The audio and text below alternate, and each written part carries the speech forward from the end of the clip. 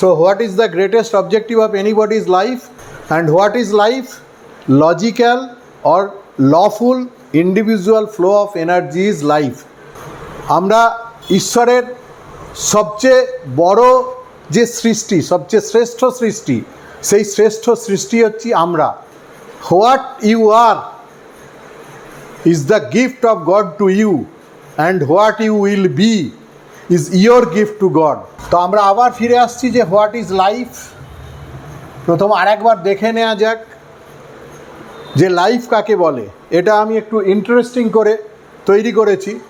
আপনারা দেখুন যে আপনাদের লাইফের, প্রত্যেকের লাইফের সঙ্গে আমার এই যে লাইফের কনসেপ্ট, এটা মিলে যাচ্ছে কি না। অনেক জায়গায় অনেক কিছুর সঙ্গে দেখবেন মিলছে, এবং এটাই লাইফ বলে আমরা বলি। সুতরাং প্রথমেই আমি বলেছি লাইফ ইজ এ গোল, এটা নিয়ে কোনো ডাউট নেই। এই গোল নিয়ে আমরা আলোচনা করছি, সুতরাং আমাদেরকে এটা অ্যাচিভ করতে হবে। Life is A goal, that is the greatest objective of anybody's life is goal. So what is the greatest objective of anybody's life? It is life itself. And what is life? Logical or lawful individual flow of energy is life. যদি এই logical বা lawful individual flow of energy হয়, তাহলেই আমরা successful. আমাদের জীবনের success 100% secured. সেই জন্য আমাদেরকে সেই জায়গাটা জানতে হবে এবং বুঝতে হবে, কারণ আমাদেরকে মানুষ হতে হবে, নিজেদেরকে মানুষ প্রমাণ করতে হবে, এবং পারলে তার থেকে পশুত্বর থেকে মনুষ্যত্বে উঠবো এবং মনুষ্যত্বর থেকে দেবত্বে উঠবো। এটাই হচ্ছে আমাদের টার্গেট হবে। সুতরাং লাইফ, বিভিন্ন অ্যাঙ্গেল থেকে আমরা লাইফকে দেখি। So life is A goal, life is a challenge. আমার মনে হয়েছে যে আমাদের লাইফ যে চ্যালেঞ্জ, এটা কাউকে বলে দেওয়ার দরকার নেই। সুতরাং life is a challenge, meet it. Life is a gift. অনেক সময়ই দেখবেন যে আমাদের এই লাইফ, এটাকে একটা গিফট বলে মনে হয়। আমরা ঈশ্বরের সবচেয়ে বড় যে সৃষ্টি, সবচেয়ে শ্রেষ্ঠ সৃষ্টি, সেই শ্রেষ্ঠ সৃষ্টি হচ্ছি আমরা। সুতরাং যখন আপনি কোথাও শ্রেষ্ঠ, টপমোস্ট পজিশনে আছেন, তাহলে সেটা আপনার একটা অ্যাচিভমেন্ট। সুতরাং এটা একটা যেন গিফট, ঈশ্বর আমাকে গিফট দিয়েছেন। কিন্তু খেয়াল রাখবেন, আমি অনেক সময়ই বলি, what you are is the gift of God to you, and what you will be is your gift to God. So what you are is God's gift. God's gift হচ্ছে আমি এখন যা আছি, এটা হচ্ছে God's gift. গড, ঈশ্বর আমাকে gift দিয়েছেন। এই শরীর, এই মন, প্রাণ সব কিছু তিনি আমাকে গিফট দিয়েছেন। আর আমি আলটিমেট যা করব, সেটা হচ্ছে আমি গডকে গিফট দেবো। সুতরাং I will give gift two god. এইটা হচ্ছে আমি লাস্ট দিনে যা করে যাব সেটার ব্যাপার। অনেকে, ইভেন কবিরের দোহাতে আছে, অনেক সময় দেখবেন যে যবে আমি এই পৃথিবীতে এসেছিলাম আমি কেঁদেছিলাম, সবাই হেসেছিল, আর যবে আমি যাব সেদিনে যেন আমি হাসতে হাসতে যেতে পারি এবং সবাই আমার জন্য কাঁদবে। কফোটা চোখের জল মানুষ আমার জন্য ফেললো, that is my ultimate achievement. It is not my bank account অথবা আমার যে এই স্থাবর অস্থাবর সম্পত্তি যা আমি এই জগতে রেখে যাব, সেটা কিন্তু আমার অ্যাচিভমেন্ট নয়। অ্যাচিভমেন্ট হচ্ছে মানুষ কফোটা চোখের জল ফেললো আমার জন্য, এবং সেটাই আমি কি হলাম। আমি মানুষ হয়ে জন্মেছিলাম এবং সত্যি সত্যি মানুষের কাজ করে বা তার থেকে আরও উন্নত স্টেজে পৌঁছে আমি এই পৃথিবী ত্যাগ করতে পারছি, সেটাই আমার গিফট টু গড। সেই জন্য life is a gift, life is an adventure. অনেক সময় লাইফে যা কিছু আমরা স্টেপ নিই, যা কিছু করি আর করি, সমস্ত জায়গাতে দেখবেন যে এটা অলমোস্ট একটা অ্যাডভেঞ্চার। এছাড়াও যারা অ্যাডভেঞ্চারে যায়, যারা ট্রেক করতে যাচ্ছে, যারা অনেক ডিফিকাল্ট ইয়ের মধ্যে যাচ্ছে, কেউ সমুদ্র দেখতে যাচ্ছে, কেউ পাহাড় দেখতে যাচ্ছে, কেউ এভারেস্টের চূড়ায় উঠছে, কেউ স্পেস ট্রাভেল করছে, তো সেগুলো সবই অ্যাডভেঞ্চার। সুতরাং life is an adventure, dare it. Life is a sorrow. অনেক সময় আমাদের মনে হয় যে জীবনে তো সবই দুঃখ, ইভেন বুদ্ধদেব সব কিছু দেখার পরে, জরা ব্যাধি মৃত্যু সব কিছু দেখলেন এবং সব কিছু এক্সপিরিয়েন্স করার পরে বুদ্ধদেব কিন্তু অনেক সময় বলতেন দুঃখম দুঃখম সর্বম দুঃখম, মানে দুঃখ দুঃখ দুঃখ, সব কিছুতেই দুঃখ। অবশ্য তিনি দুঃখ আছে জগতে এটা প্রথম সত্য হিসেবে দেখালেন, তারপরে দেখালেন দুঃখের কারণ আছে, তারপরে দেখালেন দুঃখের প্রতিকার আছে। এগুলো পুরোটাই দেখিয়েছিলেন। এগুলো আমরা পরে যাব, বুদ্ধদেবের কনসেপ্টকেও আমরা আলোচনা করব ভবিষ্যতে। তো সেই জন্য লাইফ ইজ এ সরো, এ বিষয়ে কোনো ডাউট নেই। যদি আমি 100 জনকে জিজ্ঞেস করি তাহলে 99 জন আমাকে বলবে যে এ বিষয়ে কোনো ডাউট নেই, লাইফ শুধু সরোই, দুঃখই দুঃখ। সেই জন্য যদি সরো হয় তাহলে এটাকে ওভারকাম করতে হবে আমাদেরকে, কারণ সরো বলে দিয়ে কোনো লাভ নেই। সরো বললেও কিন্তু এই জীবন তো আমাকে পার করতে হবে। সুতরাং আমি এটাকে ওভারকাম করার চেষ্টা করব সবসময়, এবং পুরো লাইফ হচ্ছে স্ট্রাগল টু ওভারকাম আওয়ার সরো। নেচার, আমাদের যে 3 ধরনের দুঃখ আছে, আধ্যাত্মিক, আদি দৈবিক, আদি ভৌতিক। তো আধ্যাত্মিক আমাদের লাইফে এই যে লাইফ রিলেটেড যে আমরা যা কিছু দেখছি, আমার শরীর খারাপ, আমার হয়তো খাবার জুটছে না, আমার থাকার জায়গা নেই, কোনো একটা মানুষের সাথে আমার নানান রকম ঝামেলায় জড়িয়ে যাচ্ছি, সোশিও পলিটিক্যাল প্রবলেম, এগুলো সবই হচ্ছে আধ্যাত্মিক দুঃখ। আর আদি দৈবিক মানে এই যে কোনো সময় কোনো ন্যাচারাল ক্যালামিটিস হয়ে যাচ্ছে, এগুলো হয়ে যাচ্ছে, সেগুলো হচ্ছে আদি দৈবিক বিভিন্ন দুঃখ। সো আধ্যাত্মিক, আদি দৈবিক, আদি ভৌতিক বিভিন্ন আমরা বলি অনেক সময় যে অমুক দেবতাকে সন্তুষ্ট করতে হবে, বরুণ দেবতাকে সন্তুষ্ট করতে হবে, কখনো আমি বলছি যে অগ্নি দেবতাকে সন্তুষ্ট করতে হবে, যে কারণে অনেক আগের দিনে বেদে বিভিন্ন রকমের পূজা পাঠ বা বিভিন্ন আমরা যজ্ঞ করতাম, সেই যজ্ঞগুলো অনেক সময় আহুতি দিতাম, এগুলোর কারণ হচ্ছে আমাদের এই বিভিন্ন দেবদেবীকে সন্তুষ্ট করা। সুতরাং এই 3 ধরনের আধ্যাত্মিক, আদি দৈবিক অ্যান্ড আদি ভৌতিক, এই 3 ধরনের দুঃখের কারণ আমাদের মধ্যে সবসময় আছে। দুঃখকে টেনে আনার কোনো দরকার নেই, দুঃখ অলওয়েজ আছে, তাকে ওভারকাম করাটাই আমাদের জীবন। সেই জন্য to overcome it. Life is a tragedy. অনেক সময় লাইফে অনেক রকমের ট্র্যাজেডি আমরা দেখতে পাই, আমরা ডিফিকাল্টিজের মধ্যে দিয়ে যাই। সেই জন্য আমি বলবো যে to face it. Life is A game. আমরা লাইফকে খুব স্পোর্টিংলি নিতে পারি। আমি পরে দেখাবো যে লাইফ ইজ এ গেম। আমি একটা জায়গায় আমার একটা লেকচার থাকবে যে ইট ইজ লাইক লুডো খেলার মতো বা সাব লুডোর মতো। সুতরাং লাইফ ইজ এ গেম। অনেক সময় আমরা পড়েও যাব, অনেক সময় আমরা উঠবো, ঠিক আছে? So take it sportingly. গেমে যেমন সবাই গেমকে এত সিরিয়াসলি কেউ নেয় না, গেমে যেমন হারজিত আছে, জীবনেও এরকম হারজিত আছে, এখানেও সুখ দুঃখ আছে, আনন্দ আছে, এখানেও চক্রবৎ পরিবর্তনতে দুঃখানিচ সুখানিচ, চাকার মতো সুখ দুঃখ চাকার মতো ঘুরছে। সেই জন্য সেগুলোকে সব কিছু নিয়ে আমরা এটাকে গেম হিসেবে নেব। আর লাইফ ইজ এ ডিউটি, এটা তো বলারই দরকার নেই, আমরা সব সময় এটাকে আমাদেরকে পারফর্ম করতে হবে। একটা কথা আছে, বিশ্ব যদি চলে যায় কাঁদিতে কাঁদিতে, একা আমি পড়ে রব কর্তব্য সাধিতে। কর্তব্য যে কত বড় ব্যাপার, ডিউটি যে কত ইম্পর্ট্যান্ট ফ্যাক্টর লাইফে, সেটাকে আমি এক্সপ্লেন করব। যে ডিউটি হচ্ছে আমাদের লাইফে এটা খুব খুব ইম্পর্ট্যান্ট জায়গা, এবং আমাদের মরাল ভ্যালুসগুলোকে সাথে রেখে এই ডিউটি বা কর্তব্য পালন করাই, এটাই আমাদের মানব ধর্ম বা জীবন ধর্ম। এটাই আমাদেরকে করে যেতে হবে। যদি আমরা করে যাই সেইটা, তাহলেই আমরা জীবনে আস্তে আস্তে করে আমাদের উন্নতির দিকে আমরা আগাতে থাকব। আর গেম তো বললাম যে লাইফকে সবসময় স্পোর্টিংলি নিতে হয়, জীবনকে গেমের মতো নিতে হয়। এখানে হার জিত আছে, ভালো মন্দ আছে, আলো অন্ধকার আছে, এই নিয়ে খুব একটা কিছু প্রবলেম নেই। মানুষের সাথে আমার মন কষাকষি হতে পারে, আবার ওই মানুষের সাথে আবার সুন্দর আন্ডারস্ট্যান্ডিং হতে পারে। সুতরাং আন্ডারস্ট্যান্ডিং আর মিসআন্ডারস্ট্যান্ডিং একটা কয়েনের এপিঠ ওপিঠ। আমার কারোর সাথে মিসআন্ডারস্ট্যান্ডিং হলো মানে আর ভবিষ্যতে কখনো আন্ডারস্ট্যান্ডিং হবে না, এরম ব্যাপার না। সেই জন্য আমাকে সব কিছু নিয়ে চলতে হবে, এটা একটা গেমের মতো ভাবতে হবে।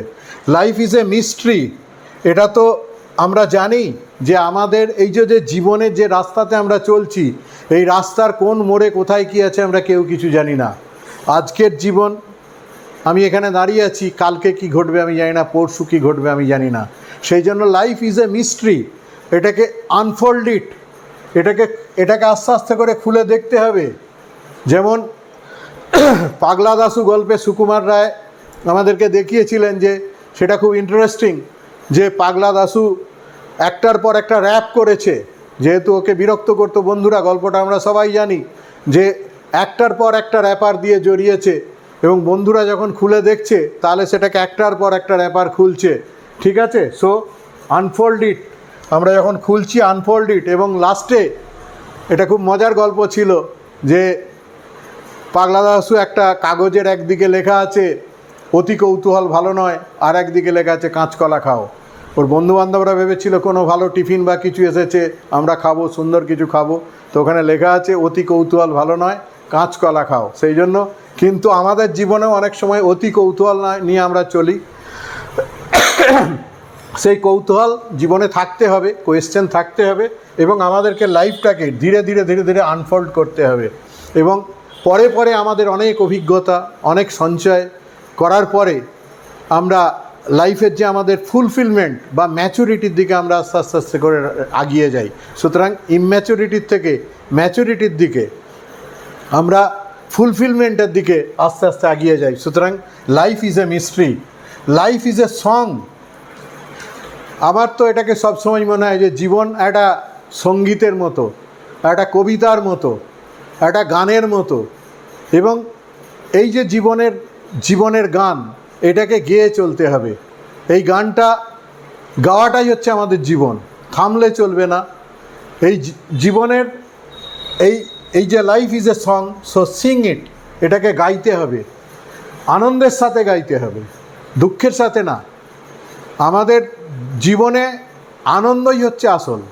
তো সেই আনন্দের সাথে যে এক্সপ্রেশন জীবনের, সেটাই হচ্ছে একটা সং বলে আমি মনে করতে পারি। এবং এটাকে যে প্যাটার্নে আমি গাইছি সেটাই হচ্ছে মোস্ট ইম্পর্ট্যান্ট। হ্যাঁ, লাইফ ইজ অ্যান অপরচুনিটি, এটা আমরা সবাই জানি যে আমাদের এই লাইফ, এটা একটা অপরচুনিটি, এত বড় স্কোপ, নিজেকে জানা, নিজেকে চেনা, নিজেকে উন্নত করা, এর এত বড় সুযোগ মানুষের মতো আর কেউ পায় না। একটা কুকুর, ছাগল, গরু, তাদেরও জীবন আছে, কিন্তু তারা একটা জীবনে হার্ডলি কিছু উন্নতি সেভাবে করতে পারে। একমাত্র মানুষ এক জীবনে 0 to ইনফিনিটি লেভেলে পৌঁছাতে পারে। বুদ্ধদেবকে দেখুন, তিনি মানুষ হিসেবে জন্মালেন, তারপর তিনি মনুষ্যত্বের চরম জায়গায় গেলেন, তারপর তিনি দেবত্বে পৌঁছে গেলেন। আমরা বুদ্ধদেবকে বলি লর্ড বুদ্ধ, ভগবান বুদ্ধ। সুতরাং পশুত্বর থেকে, মনুষ্যত্বর থেকে দেবত্বে উন্নীত হওয়ার যে স্পেকট্রাম, সেই স্পেকট্রামটা কিন্তু পুরোটা একটা মানুষ চাইলে এক জন্মে কভার করতে পারে। আবার যদি মানুষ সেভাবে না চায় তাহলে লক্ষ লক্ষ জন্ম ধরে কভার করবে। কিন্তু একটা জিনিস খেয়াল রাখবেন, কভার আপনাকে করতেই হবে, এই রাস্তায় আপনাকে হাঁটতেই হবে। আপনাকে এই যে এভলিউশন অফ চৈতন্য, লাস্টে গিয়ে মুক্তি বা ইমানসিপেশন বা সলভেশন বা বুদ্ধত্ব প্রাপ্তি, হ্যাঁ যাই বলুন, হ্যাঁ এই জায়গাটায় কিন্তু পৌঁছাতে হবেই হবে। সে আপনি এক জন্মেই করুন, আর কয়েকশো জন্মেই করুন, কয়েক হাজার জন্মেই করুন, কয়েক লক্ষ জন্মেই করুন।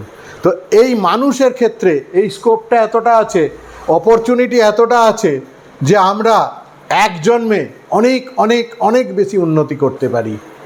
এই স্কোপটা আমাদের আছে। Life is a promise, fulfil ইট। আমরা অনেক সময়ই দেখেছি যে লাইফ ইজ এ প্রমিস, এবং অনেক মানুষই খুব ক্যাজুয়ালি জীবনকে হয়তো বোঝেন না বা বোঝার হয়তো চেষ্টাও করেন না, সেই জন্য এই প্রমিসটা বুঝতে পারে না। প্রমিস হচ্ছে হিউম্যান বিইং হিসেবে, মনুষ্য হিসেবে আমার যে কর্তব্য কর্ম সব কিছু আছে সেটা আমি প্রমিস করব। এবং যেমন ধরুন স্বাধীনতার সময়ে আমার দেশই হচ্ছে আমার মা, এবং তার জন্য আমি জীবন বলি দেবো, এই হচ্ছে আমার প্রমিস। সেরকমভাবে আমি এই সংসারে এসেছি, এখানে আমার কর্তব্য কর্ম আছে, আমাকে অনেক কিছু প্রমিস করতে হয়, আমার অনেক কমিটমেন্ট আছে, সেটাকে ফুলফিল করতে হয়। তো সেই জন্য life is a promise, fulfil it. And life is love, এটার ওপরে তো আমি লাভের ওপরে অ্যাকচুয়ালি ফুল ক্লাস নেব এবং আমি বোঝাবো যে হোয়াট ইজ লাভ।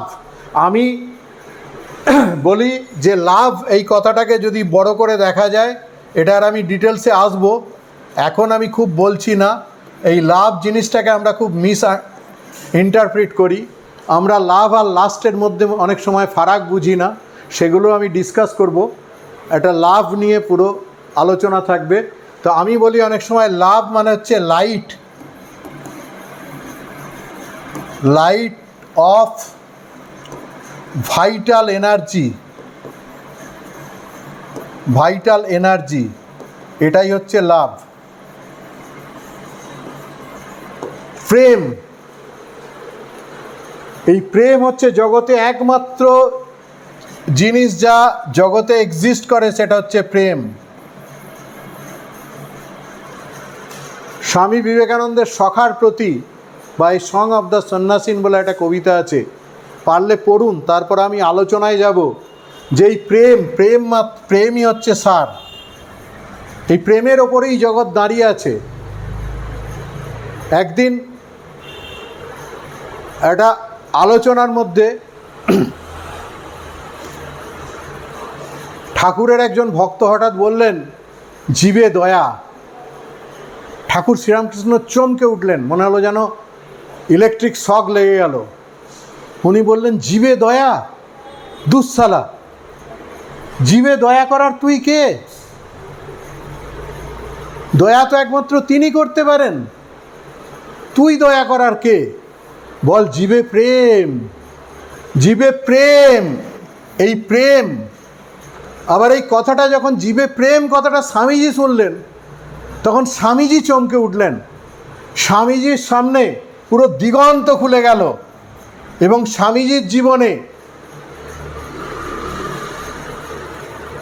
এত বড় পরিবর্তন, এই প্রেম কথাটা, ঠাকুরের মুখ থেকে যে প্রেম কথাটা এসেছিল সেই কথাটার থেকে এলো, এবং স্বামীজির লাইফে প্যারাডাইম শিফট হয়ে গেল। স্বামীজি বললেন,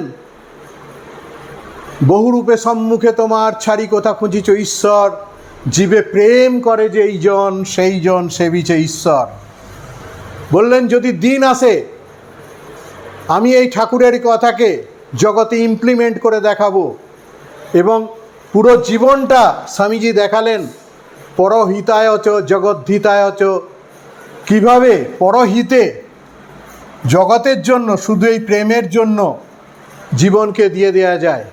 এবং উনি বলেছিলেন যে যদি প্রয়োজন হয় এই প্রেমের কারণে আমি আরও 1000 বার এই জগতে আসতে রাজি আছি। সুতরাং এই হচ্ছে লাভ। এই লাভকে আমরা বুঝতে পারি না, আমরা লাভকে অনেক সময় লাস্ট বলে ভুল করি। আমি বোঝাবো যে লাভ আর লাস্টে ফারাক কী, ভীষণ ইম্পর্ট্যান্ট ফারাক আছে। সেটাকে আমি যখন বোঝাবো তখন বুঝতে পারবেন। আমরা অনেক সময় বলি আত্মেন্দ্রিয় প্রীতি ইচ্ছা, তারে বলি কাম, সেটাকে লাস্ট বলা হয়।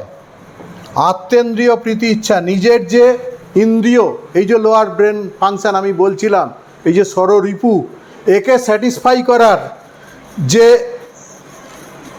যে প্রেমের যে পার্টটাকে আমরা, এইটাকে স্যাটিসফাই করার জন্য খুব ন্যারো স্পেকট্রামে প্রেমকে যে দেখি, সেটাকে বলে লাস্ট, সেইটাকে বলে আত্মেন্দ্রিয় প্রীতি ইচ্ছা। সেই জন্য আত্মেন্দ্রিয় প্রীতি ইচ্ছা তারে বলি কাম, কৃষ্ণেন্দ্রিয় প্রীতি ইচ্ছা ধরে প্রেম নাম। আমি এটাকে পরে আপনাদেরকে দেখাবো যে ধারা কাকে বলে আর রাধা কাকে বলে। যখন আপনারা দেখতে পাবেন যে এই চৈতন্য ফোর্স সেটা নামছে যেভাবে লোয়ার ব্রেনের দিকে, সেটা যদি লোয়ার ব্রেনের দিকে হয় তাহলে সেটা হবে, এইটা হচ্ছে তখন হবে ধারা, এটাকে বলে ধারা। আর যখন এটা রিভার্স হয়ে যাবে, যখন আপার ব্রেন ফাংশানের দিকে যাবে, যখন এটা আপার ব্রেন ফাংশান বা সহস্রার আমাদের যে আছে তার সাথে মেলার দিকে যাবে, এটাই হচ্ছে কৃষ্ণ। সেই জন্য এটা হয়ে যাবে তখন রাধা। ধারার থেকে যে রাধা হয়ে যাবে, আপার ব্রেন ফাংশানের দিকে যখন ঘুরে যাবে, এই মোড়টা যখন ঘুরে যাবে তখন সেটাকে বলে প্রেম। সুতরাং এইটাকে বলে কাম, বা এটাকে বলে লাস্ট, আর এটাকে বলে লাভ। সমগ্র বৈষ্ণব সাহিত্য ঠিক এইটুকু, এই জায়গাটার কনসেপ্টের ওপরে তৈরি। আমি আসবো এর ডিটেলসে যাব, কিন্তু এক্ষুনি আমি এর খুব কিছু বলছি না, এটা সময় লাগবে। আর life is a beauty, praise it, এটা নিশ্চয়ই আমাদের সকলেরই জানা আছে যে লাইফ ইজ এ বিউটি। সুতরাং আমরা যেন সেটাকে প্রেজ করতে পারি। আছে life is A struggle, fight ইট।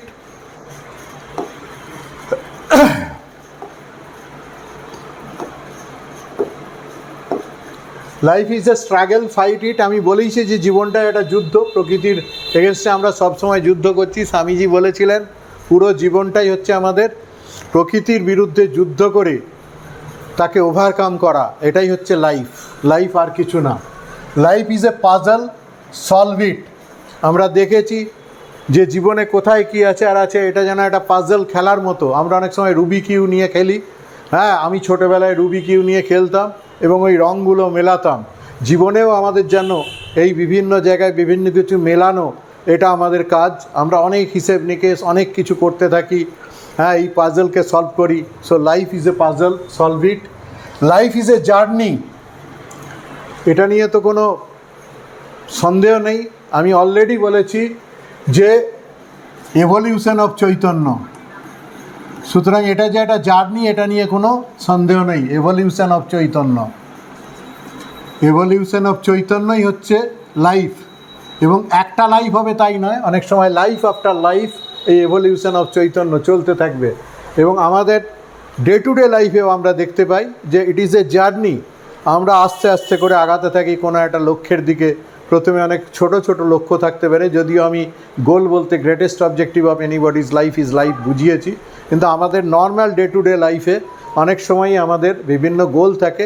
আজকে কর্পোরেট দুনিয়াতে টার্গেট দিয়ে দেওয়া হচ্ছে যে টার্গেট অ্যাচিভ করো, এই টাইমের মধ্যে টার্গেট অ্যাচিভ করতে হবে। সুতরাং আমরা সেই যে এটাকে একটা অলওয়েজ জার্নি বলে ভাবতে পারি, এবং আমরা টার্গেটের দিকে রিচ করার জন্য যাচ্ছি, জার্নিকে কমপ্লিট করার দিকে যাচ্ছি। কিন্তু আমাদের থামলেও চলবে না, কারণ আমরা আমাদের জার্নিটার এন্ড না করা পর্যন্ত আমাদের কোনো নিস্তার নেই। সেই জন্য life is a journey, completed. And life is soul, এটা খুব ইম্পর্ট্যান্ট। আমি বলেছি আমাদের গোল হচ্ছে এই সোল, গোল হচ্ছে সোল। সুতরাং এই যে গোল অথবা স্পিরিট, আমি বলেছি body, mind and soul, body, mind and soul, BMS. So এই বডি, মাইন্ড অ্যান্ড সোলের এই হচ্ছে সোল। সুতরাং এই হচ্ছে স্পিরিট, এবং আলটিমেট এটাকেই আমাদেরকে রিয়েলাইজ করতে হবে। আমি শুরু করেছিলাম গোল দিয়ে, সুতরাং ফার্স্ট ওয়ার্ড ছিল আমার life is A goal, achieve it. সুতরাং এই গোল এবং আমার লাস্ট ওয়ার্ড হচ্ছে লাইফ ইজ সোল। ঠিক আছে, আমাদেরকে স্পিরিট এটাকে রিয়েলাইজ করতে হবে। সুতরাং আমরা এটা রিয়েলাইজ করতে পারি যে লাইফ ইজ স্পিরিট আর life is soul, life is চৈতন্য, তাহলে আমরা আমাদের জীবনে ফাইনাল স্টেজে পৌঁছে গেলাম।